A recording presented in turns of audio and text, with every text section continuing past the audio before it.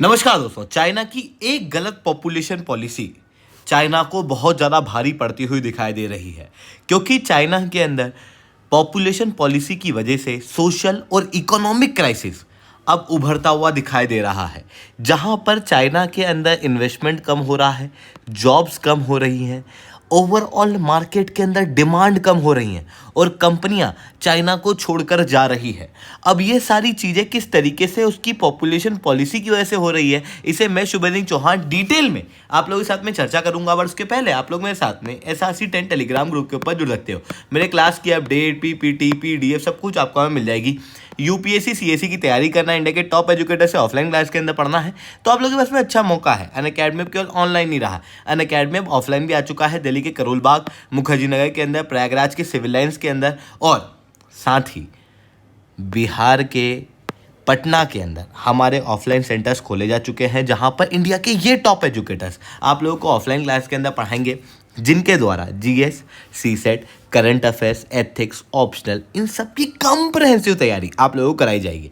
यानी कि complete UPSC का सिलेबस कराया जाएगा, वो भी एक ऐसे प्लेटफॉर्म से जो सबसे ज़्यादा रिलायबल है। UPSC CSE 2023 के अंदर सबसे अच्छे रिजल्ट अनअकैडमी के देखने को मिले, जहां पर टॉप 10 में 4 बच्चे, टॉप 20 में 10 बच्चे और टोटल 315 बच्चे अनअकैडमी से क्वालिफाई हुए हैं। अगर आपको भी अनअकैडमी के ऊपर जुड़ना है तो नीचे डिस्क्रिप्शन के अंदर मैंने 2 लिंक दी हुई हैं, उन लिंक को खोलना, उनको फिल आउट करना, हमारी टीम आपको रीच आउट करेगी और कंप्लीट गाइडेंस आप लोगों को देगी। इसके अलावा अगर आपको स्टेट PSC के अंदर भी अपनी तैयारी करना है तो UP PSC के लिए हमारा ऑलरेडी प्रयागराज के अंदर सेंटर खोला जा चुका है। इसके अलावा बिहार PSC के लिए ऑलरेडी पटना के अंदर हमारा सेंटर खोला जा चुका है। अगर आप जुड़ना चाहते हो तो बिल्कुल से जुड़ सकते हो। चलिए दोस्तों, आप समझने का प्रयास करते हैं कैसे चाइना की पॉपुलेशन पॉलिसी की वजह से वहाँ पर इकोनॉमिक और सोशल क्राइसिस आता हुआ दिखाई दे रहा है। देखो, सबसे पहले समझो कि चाइना ने किस तरीके से अपनी पॉपुलेशन को कंट्रोल किया।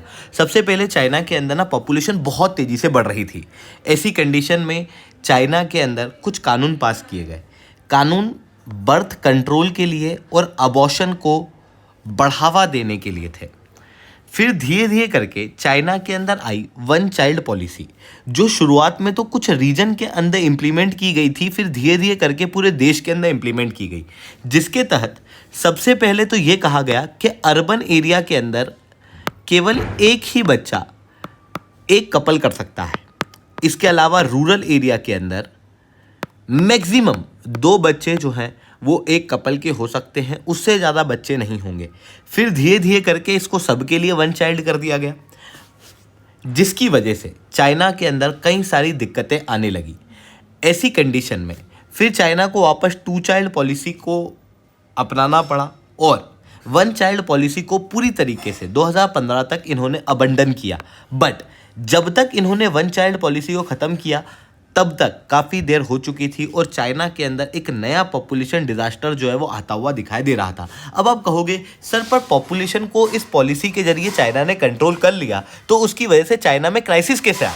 देखो, सीधी सी चीज़ हम लोगों को क्या देखने को मिली, चाइना के अंदर इस पॉलिसी की वजह से पॉपुलेशन के अंदर जो ग्रोथ है वो नेगेटिव में जा चुकी है, जिसके कारण से चाइना की जो ओवरऑल पॉपुलेशन ग्रोथ है वो कम हो रही है। अब ये जो पॉपुलेशन ग्रोथ कम हो रही है उसके अंदर मेनली क्या कम हो रहा है? Birth rate. वहीं डेथ रेट जो है वो अभी भी हाई है, जिसके कारण से चाइना के अंदर ओवरऑल आबादी जो है वो बूढ़ी आबादी होती जा रही है। आप क्लियरली यहाँ पर देख सकते हो कि अभी जो यूथ पॉपुलेशन है वो आने वाले समय में केवल एक ओल्ड एज पॉपुलेशन हो जाएगी। क्यों ऐसा हुआ? क्योंकि देखो, शुरुआत के अंदर एक आदमी के 5 बच्चे हुआ करते थे। अब क्या हुआ कि ये जो 5 लोग हैं इन सबका केवल एक ही बच्चा हो सकता है। सबका भी नहीं, हर एक कपल का, मतलब हर व्यक्ति पे देखें तो केवल आधा बच्चा। अब जब ये बूढ़े होंगे तो इनके बुढ़ापे में आधा बच्चा एक व्यक्ति को संभालेगा, जिसके कारण से उसके ऊपर बर्डन बढ़ेगा। इवन दादा दादी, नाना नानी, पापा मम्मी, इन 6 लोगों के संभालने की जिम्मेदारी एक ही बच्चे पे हो गई, जिसके कारण से चाइना के अंदर एक नया बर्डन क्रिएट होने लगा और वही बर्डन आने वाले समय में और बड़ा क्राइसिस जो है वो क्रिएट कर देगा। इवन आने वाले समय में ओल्ड एज पॉपुलेशन ज़्यादा होगी, ऐसी कंडीशन में क्योंकि एक व्यक्ति पे बर्डन ज़्यादा बढ़ता हुआ दिखाई देगा उसको आने वाले समय में, इस कारण से वो क्या करेगा, अभी अच्छी सोशल सिक्योरिटी की डिमांड करेगा, मतलब अपने बुढ़ापे के लिए पेंशन वगैरह की डिमांड करेगा, जिसके कारण से जो सस्ता लेबर है वो चाइना के अंदर सस्ता नहीं होता हुआ दिखाई दे रहा, जिसकी वजह से चाइना के अंदर कई सारे क्राइसिस आते हुए दिखाई दे रहे हैं। जैसे जो पहले बहुत ज़्यादा मात्रा में चाइना में इन्वेस्टमेंट होता था, अब वो इन्वेस्टमेंट जो है वो कम होता हुआ दिखाई दे रहा है। इवन इन्वेस्टर अपने पैसे को पुल आउट कर रहे हैं। हालांकि पॉपुलेशन एकमात्र फैक्टर नहीं है, but one of the factor यहां पर क्लियरली दिखाई दे रहा है। इवन चाइना के अंदर जो ओवरऑल फॉरेन डायरेक्ट इन्वेस्टमेंट है वो पहली बार नेगेटिव गया। इसके अंदर चाइना +1 पॉलिसी तो है ही, पर उसके साथ में चाइना की इकोनॉमिक वायबिलिटी अब कम हो रही है। उसके पीछे चाइना की पॉपुलेशन पॉलिसी बड़ी जिम्मेदारी होल्ड करती है। इवन चाइना की जो इकोनॉमिक ग्रोथ है वो स्लो डाउन होती हुई दिखाई दे रही है, क्योंकि चाइना के अंदर जो मीडियन एज है वो बढ़ रही है। भारत के अंदर मीडियन एज 29 के आसपास है, वहीं चाइना की जो मीडियन एज है वो अभी 45 के आसपास बताई जा रही है, जो अपने आप में एक डेवलपिंग कंट्री के लिए काफ़ी हाई है। तो वो चीज़ हम लोगों को यहाँ पर देखने को मिल रही। इतना ही नहीं, चाइना की जो 1 चाइल्ड पॉलिसी रही उसकी वजह से जो वुमन है उनकी चॉइस काफ़ी ज़्यादा रेस्ट्रिक्टेड रही।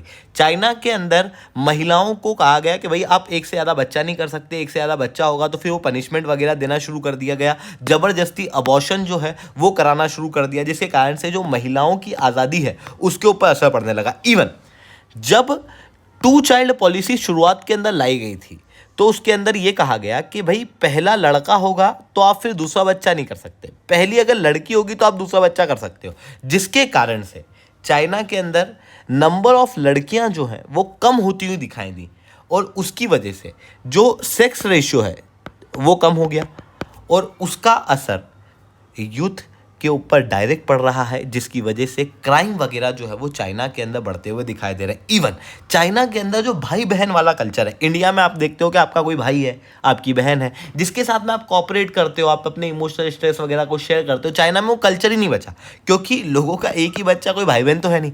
तो वैसी चीज़ें हम लोग को यहाँ पर देखने को मिल रही है, जिसकी वजह से सोशल क्राइसिस भी यहाँ पर बढ़ते हुए दिखाई दे रहे हैं। और इन सारी चीज़ों के चलते अब चाइना लोगों को प्रमोट कर रहा है कि आप बच्चे पैदा करो, पर हुआ क्या कि लोगों ने कम बच्चे पैदा करने की आदत डाल ली है। अब होता यह है कि देखो, शुरुआत के अंदर लोग जो है वो ज़्यादा बच्चे कर रहे हैं, धीरे धीरे करके वो आ गए कि आप फोर्सफुली उनको एक बच्चे पे ले आए।